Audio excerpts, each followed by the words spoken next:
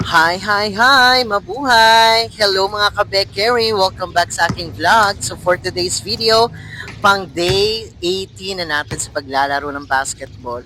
So you know what guys, sa loob ng 17 or 18 days sa paglalaro ko ng basketball, ang dami ko napansin. Alam niyo kung ano yon? Nag-improve na yung aking shooting skills, yung aking dribbling skills, and pangatlo, lastly, naku po, ang dami ng daddy na mga nakaka-chat ko na alam mo yon, ang tawag dito ay na-turn off na sila sa akin dahil daw naglalaro ko ng basketball. Well, it doesn't matter anymore kasi mas priority ko ngayon ang self-improvement. So gusto ko na ituloy yung paglalaro ko ng basketball at wala na akong pakialam kung sila ay ma-turn off sa akin kasi yung mga daddy na nakaka-chat ko ngayon, naku po, ayaw na nila sa akin kasi nga daw naglalaro ako ng basketball. Dead man ako doon.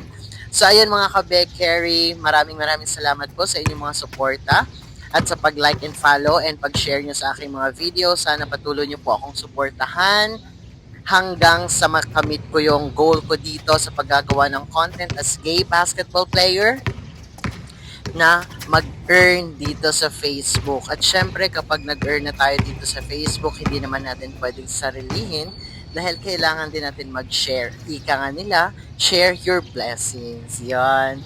So, ayun mga ka-Beck patuloy po kayong manood sa aking mga video and content na ginagawa. Thank you so much. And then, ayun nga pala guys, hindi ko na pa natutuloy yung aking challenge, yung aking shooting challenge dahil dito sa amin ay hindi pa po tapos yung Christmas League. Until now ay naglalaro pa rin sila kaya hindi tayo makakasingit sa schedule. At saka nakita ko last time is nasa championship day 1 or game 1 na sila.